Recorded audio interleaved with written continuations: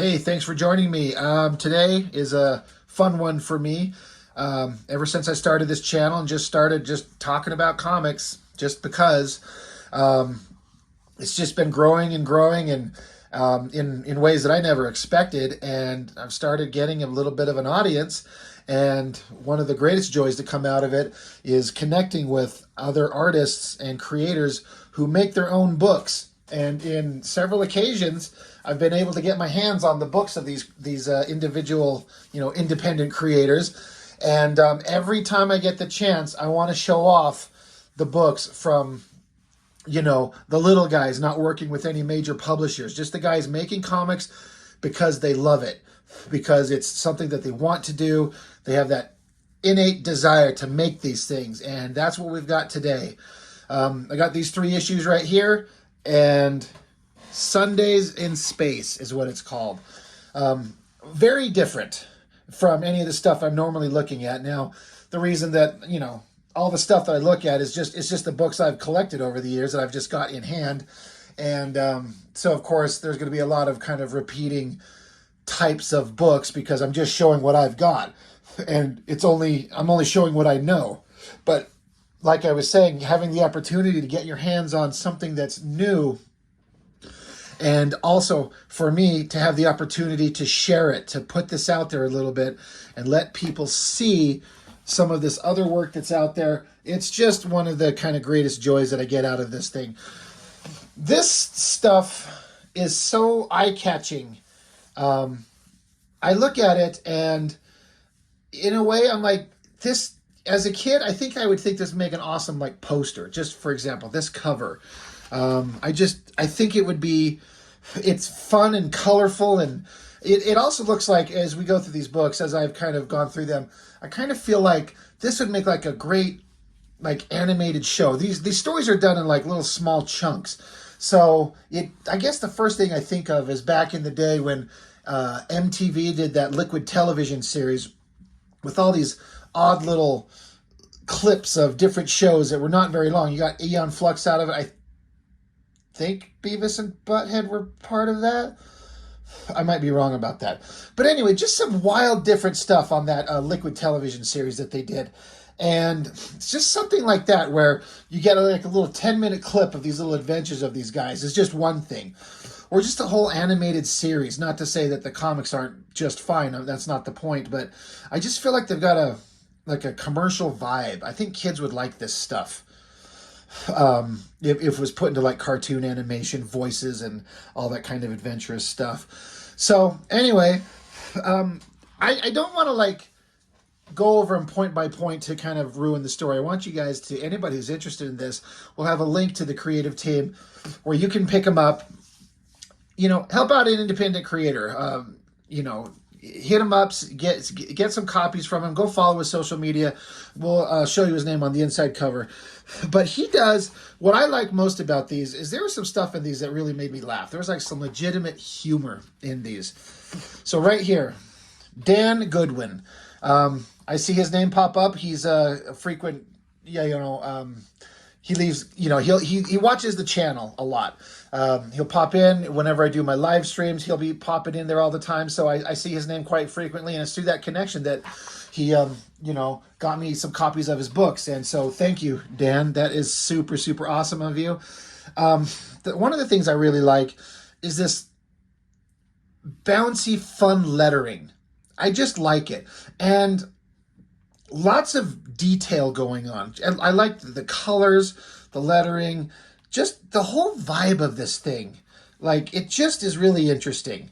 The other thing that got me hooked, he does in this book and in the second book, was this is like an intro to the characters, but it's if for anybody who's old enough to know or remember, the A-Team, the TV show, had a very specific kind of opening where it's like this elite team of soldiers that did this and that and went to prison, they got out, and now they form a team of, guys that help out the people that need help. It's if you know the A-Team, you know what it is.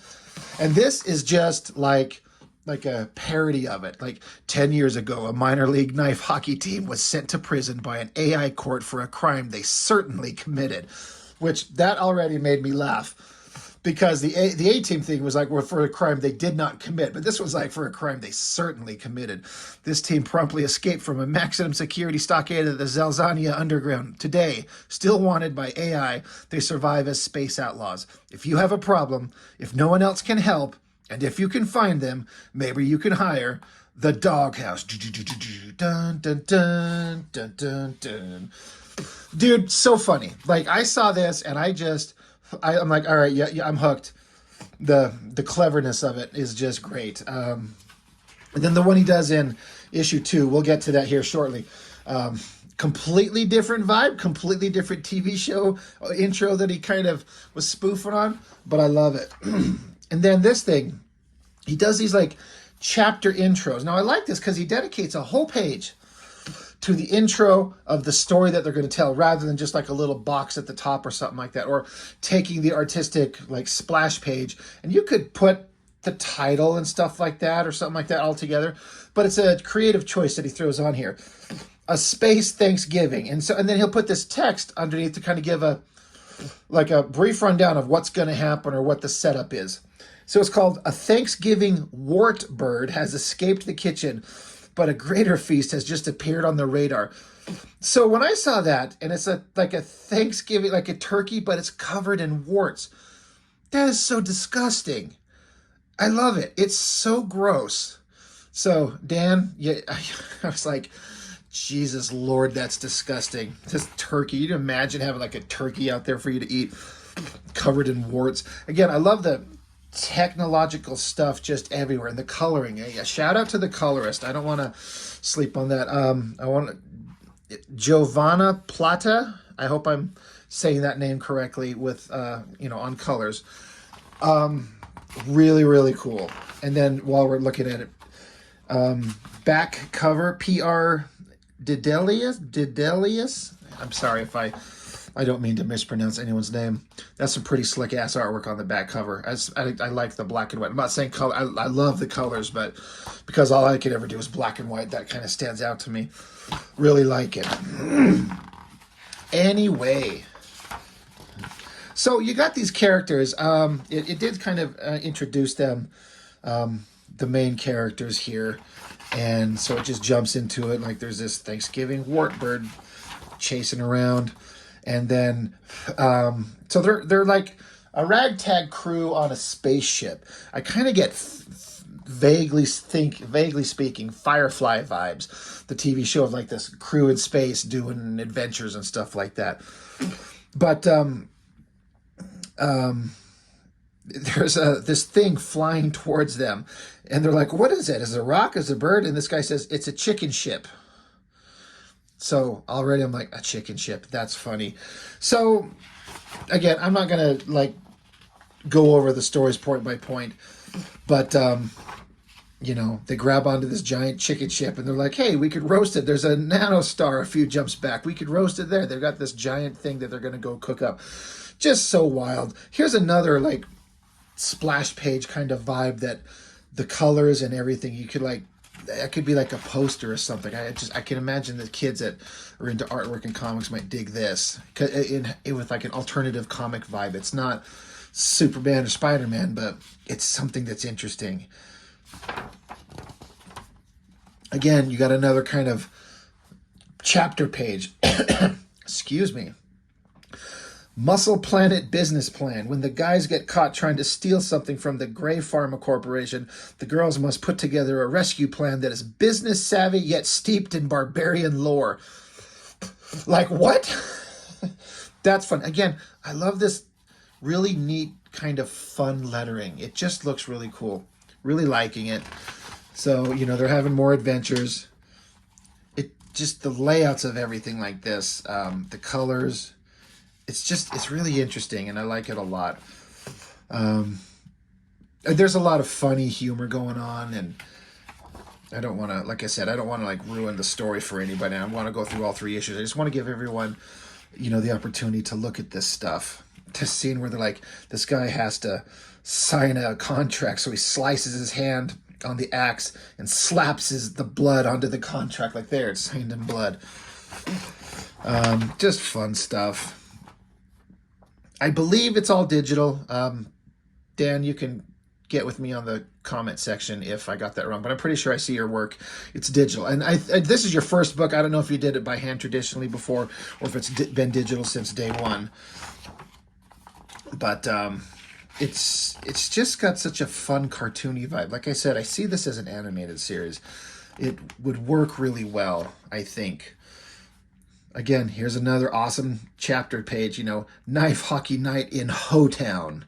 Like, what? The crew runs into trouble when some Hoetown heathen fans recognized Red as an old all-star player for the Tramp City Destroyers. We learn a bit of history between the teams, as well as what helped Red become more than just a scoundrel.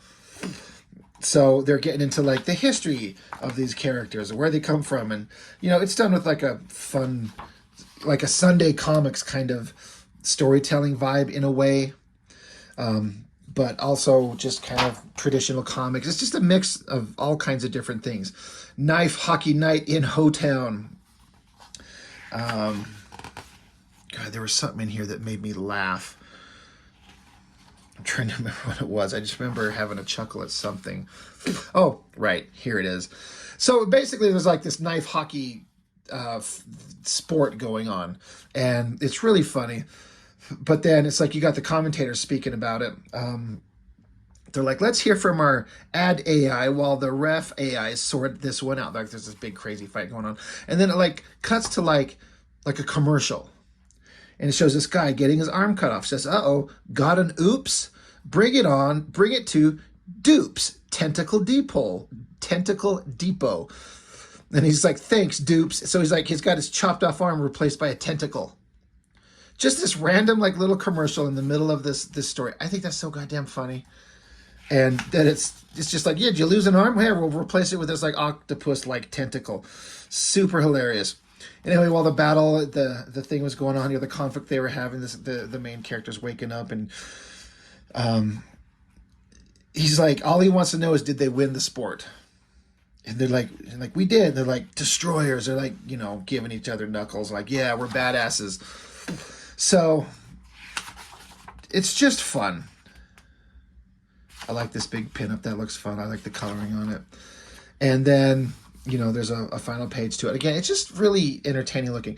Another thing that I just loved is he throws in, because it's kind of like, I'm assuming, I haven't asked Dan, but, it's, the title is Sundays in Space, and it's got like newspaper kind of vibes right here. I wonder if it's supposed to be some kind of like Sunday newspaper kind of homage as well. But there's like these little ads. This one made me laugh. Make anyone do anything you mentally command with your mind alone. There's this guy using mental commands. This dude's in the back stabbing himself. Because if people could do that, that's what would happen.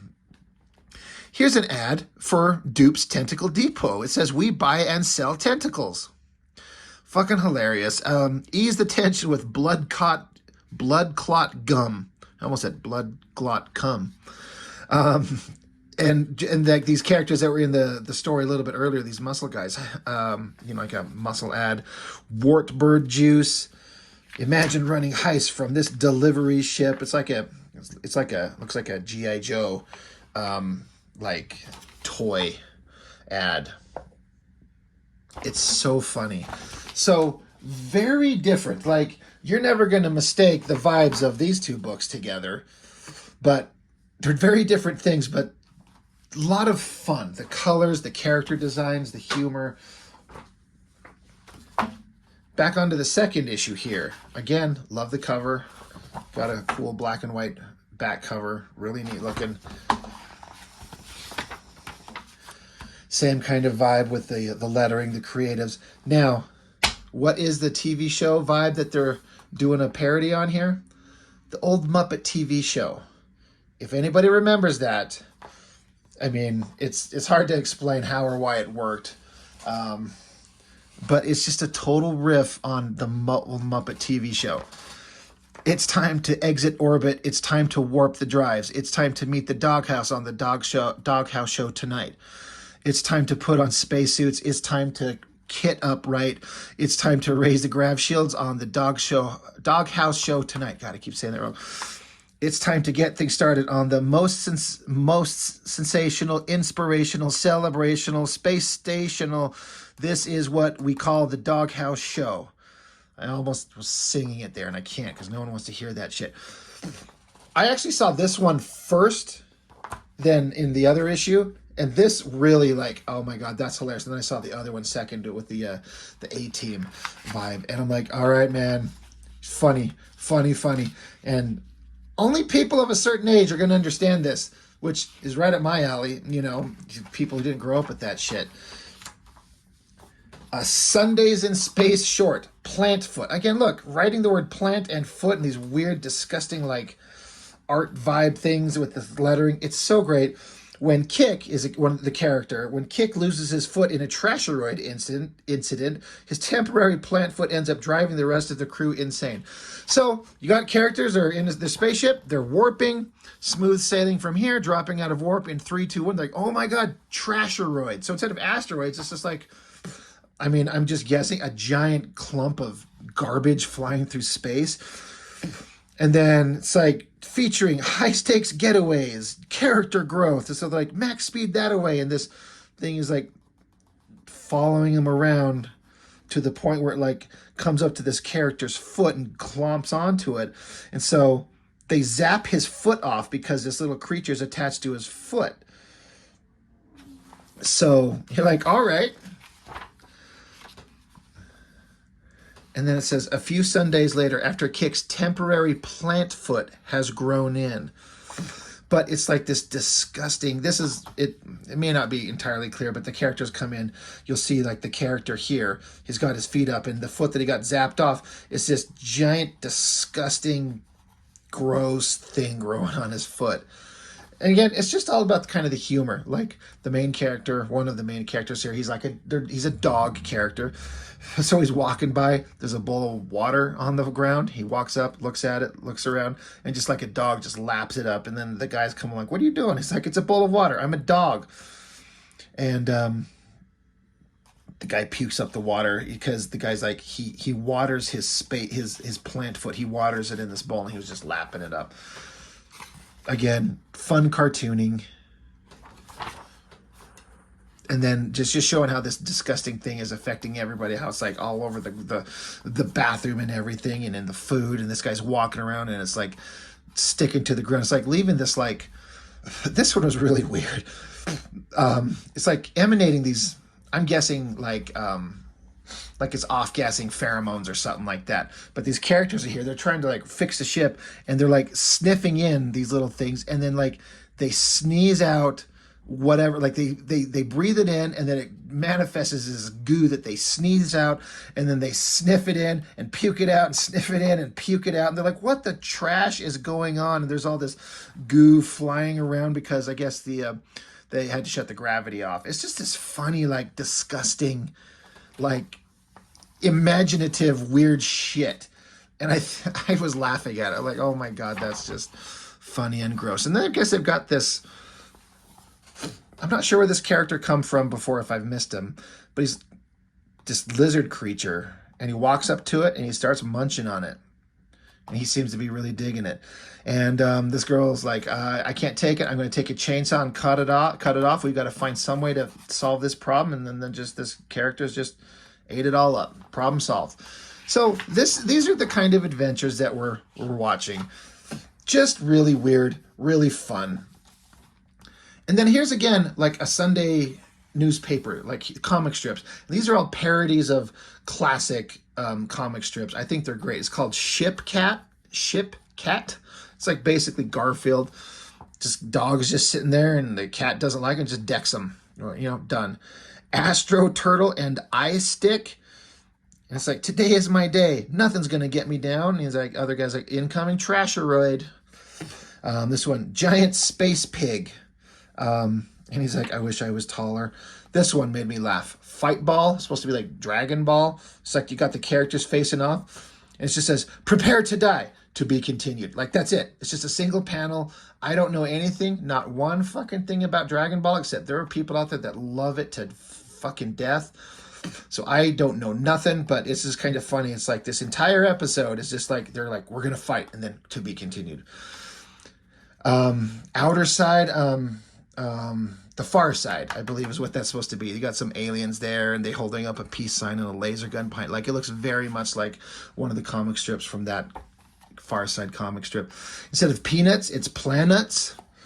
And you got the guy in the pumpkin patch, which is appropriate for Halloween coming up. Are you the great space pumpkin? And then this guy just like slaughters the pumpkins. Just done. AI girl, prompt. AI girl goes to a movie and eats too much friendly popcorn. So there's this weird creature walks into a movie and is holding a piece of friendly popcorn. The end. Fight ball continues. The character yelling no. To be continued. Dude, funny. Funny. Just laughing. Next chapter, Doghouse Saturday night. A mysterious stranger from the future appears on board after delivering an important message to Red. And they have one last piece of unfinished business, a spar with hands. And then I thought this was kind of actually a very interesting setup. It was like an important message from the future. So you got like this room and this splash of color, like something teleports in there. You got these big tentacles and a little envelope that it leaves on their table. It says urgent for them to read. I'm like, as a setup, that I'm like, ooh, that's kind of intriguing. I'm going to 100% rip that off in my next comic. I'm kidding, Dan. I'm not going to do that. Or am I? No, I'm totally kidding. Look at this just crazy artwork going on here. It's like they're in a band. They're rocking out. They're jamming. Fights going on. Again, I mean, we're 20 minutes into this. I don't want to take up too much time, but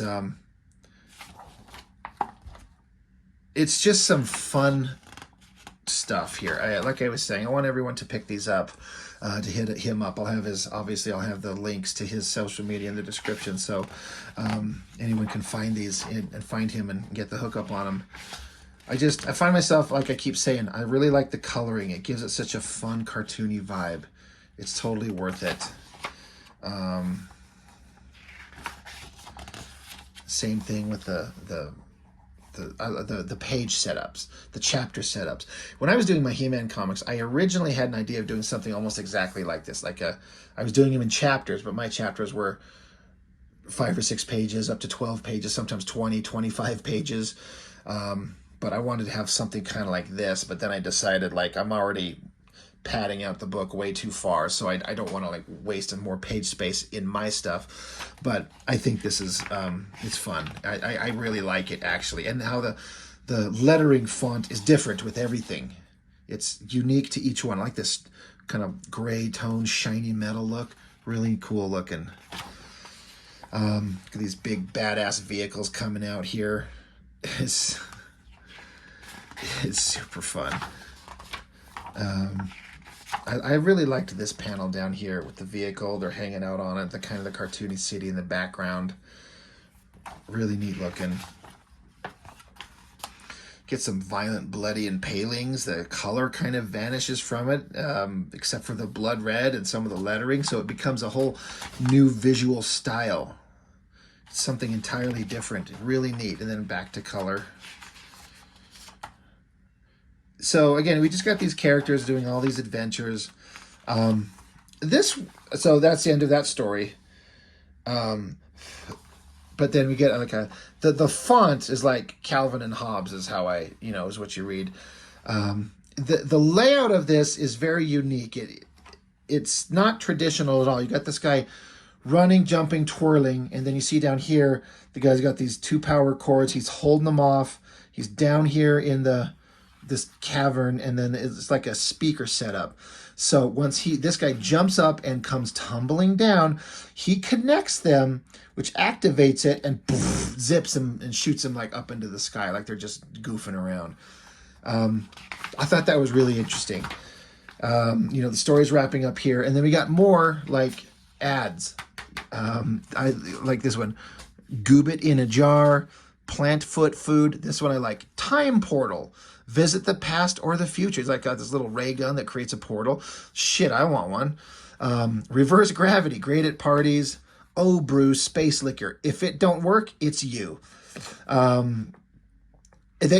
kind of skipped over it, but they had these worm donuts in the story here. eat good for you, which is it's funny how it's worded. Worm donuts, a balanced breakfast. It's so gross. Buying and selling salvage junk. I think that's fun. It takes a lot of creativity and imagination to put together something like this because each little section has to be its own unique thing, and it works. Awesome back cover. And then if I did some messaging with Dan, and I believe he was telling me that this issue here is the start of I believe he said a 4-issue miniseries. So this is like the first issue. Like those were kind of one-offs, the other ones, but this is like a start of a more consistent storyline. Another, cool black and white cover or back cover. Again, look at this fun bouncy lettering. Like it's just, you almost see it like almost like Looney Tunes, like these letter forms just kind of like bouncing and moving on an animated show. I think that would work really well. The story so far, it's got things that are going on, the characters have so he changed up the vibe. I was noticing, if I remember correctly, the panels get bigger, less panels per page, and it's a little bit more open. I'm not sure what the time frame in between each issue is, but I feel like he started going for a different vibe, a different kind of approach to the storytelling where it wasn't so crammed together. Still got the same thing, a new score. It's funny how it's like the word score is like, there's like band-aids and shit on it. It's rusted and stitched together, but he's got a new, bright and shiny. It's a funny little addition to it. Man, Dan, you could have a career in lettering in comics alone, if that's even a thing. You know what I mean? I think it works really good. The crew of the Doghouse split up into 3 teams, planned to jack some data from a Quadrant Alliance ship known to patrol the area. An easy task, but the crew seems to be plagued with equipment issues and strange radar readings. So it says outer space. I love these crazy looking ships, this cartoony vibe on these things, just kind of puttering around. I like this little bubbly looking little exhaust coming out, like what's moving them around. It's really fun. Okay, crew, this is your acting captain. Let's run a comms check before everyone leaves visual range. So they got a plan going on. And just a kind of an individual scene of all the characters getting ready to go on this adventure. And again, it's just bigger panels. It's just more open. A little easier to read, if I'm being honest. It's a little easier to follow. I love the attention to all the detail. There's no skimping on the details, on the gear, even with this cartoony style. Like you got jackets and folds and belts and straps and guns, and it's all there. And then this big ominous, like, here's their little ship. And I love it. Looks like it's cobbled together garbage, which makes it fun. And this big giant thing coming up, approaching them in the distance. Again, another perfect logo. Date night. It's like this knife splitting between these two glasses. Like if you're on a date and you're like toasting each other, the knife splitting it. What makes the crew of the Doghouse so loyal to each other? We look back at how they got their start, how the ship was named, and where those date night bloodstains come from. I'm like, that's funny. Like, what the fuck? All right, tell me more. Many, many Sundays ago, the character here, she's like, our own ship. Can you believe it? We're a crew now. There she is. What are we going to call her? How about the Doghouse? And they're like, I love it. I love it. So that's fun. Again, great city scene. Great energy in the lettering.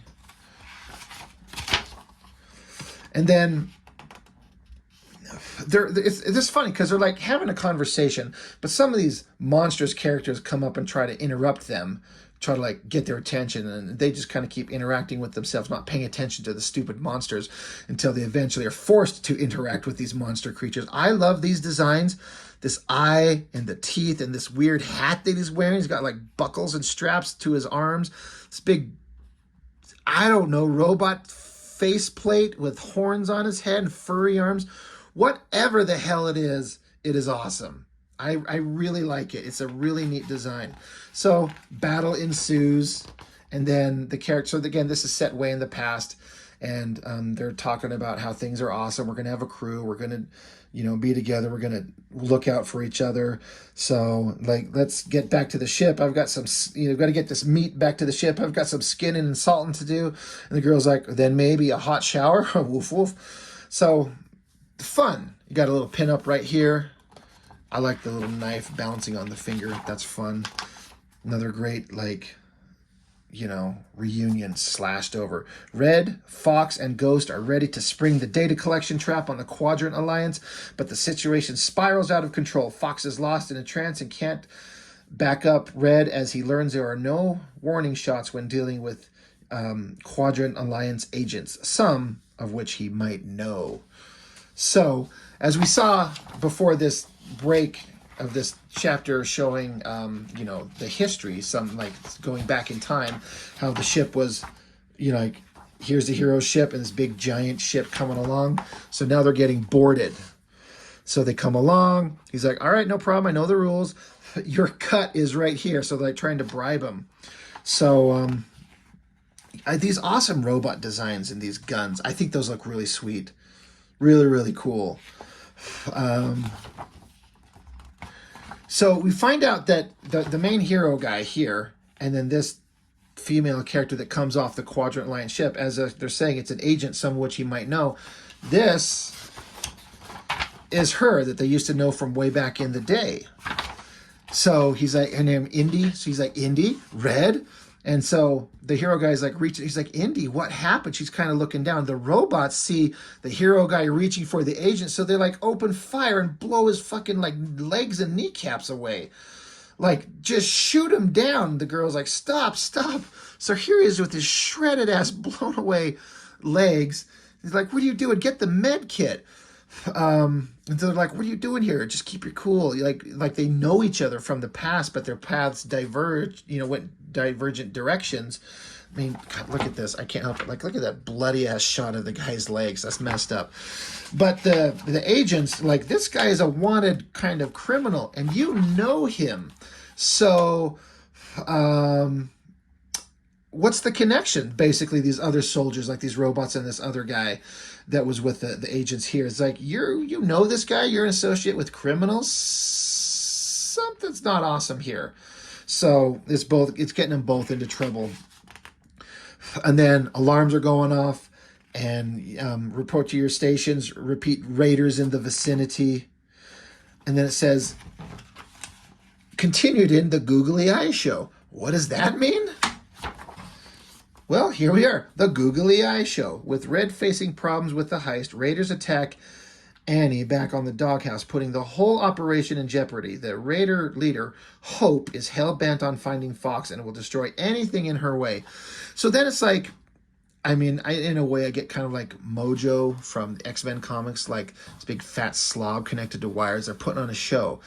Ladies and gentlemen, we have some extraordinary new footage, Raider footage to be exact, but you know how we do it. We put googly eyes on them. Welcome to the Googly Eyes Show. Like, what? So we go back into the adventure, and they put googly eyes on every character in the book for the rest of the broadcast. Who the hell comes up with this? Like, it's out of all the weird things to do, because we're kind of in the middle of this like almost-ish serious space adventure. Like, they're going on a mission, they're getting held up by agents, they gotta put on they gotta kind of bribe their way out of it. I love this part right here where the raiders shoot this like missile tentacle looking ship, and it comes rocketing at them, buries itself into the ship, and there's a little hatch. So they're like, this is how they send like a boarding party. I'm like, just speaking in terms of sci-fi, like, that's pretty fucking awesome. Again, you got lettering all over of people like whistling, like an audience watching the show. They're laughing and giggling and clapping and whistling. It's fun. But then all the characters have these ridiculous googly eyes. It's so odd. You would never see anything like this anywhere else. Look at this crazy wild artwork. So it's this serious-ish kind of adventure going on, but all these characters have these googly eyes. This is just what they do on this show. I was reading this, I'm like, this is so... Everything you see in these things is like, what's the most unexpected thing that can be come up with? You know, we got this serious adventure going on, but there's being watched in the show and got these eyes on them just to be silly. Crazy, man. And then it ends kind of on like, you know, continued in doggy tricks. You know, we're going on to the next adventure. And then we got another like ad, you know, it says, I love my man. You got this like gross looking alien creature, this tentacle weird female. And it's like, I love my man in a big cuff shirt. Smooth fitting, deflects lasers, wrinkle free, washable, no longer discolors skin, human free materials. Dude, funny. I love this one. Show 'em our guns. Join the Quadrant Alliance. A list now. And it's like, you got like a soldier, but like a hot babe showing off her belly and her big old titties, but in geared up and guns. Like, yeah, that's kind of how you could sell some stuff. A bone platter, like a coupon for like a restaurant. And then here's an ad for the Googly Eye Show. New season next Sunday.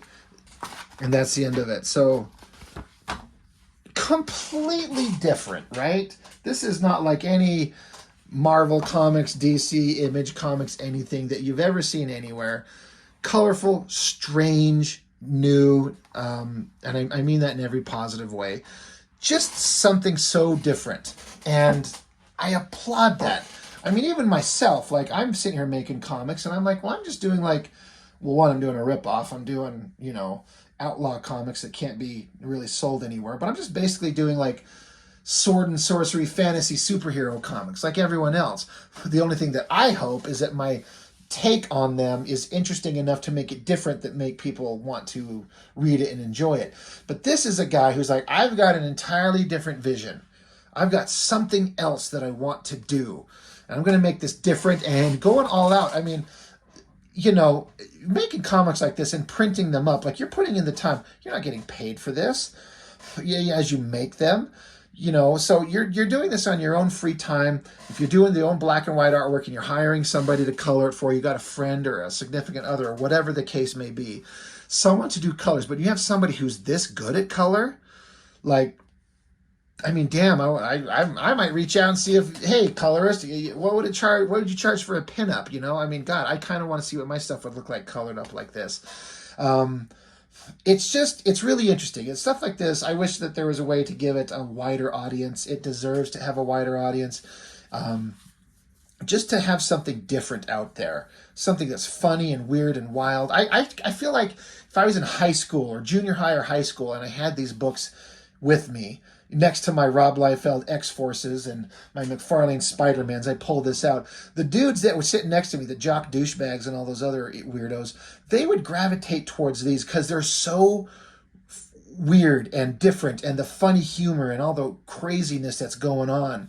I just feel like this would just appeal to a bigger audience than just people that read comics in a way. Like, you don't have to read comics to see this and want to pick it up. I'm like, it's different and it's eye-catching.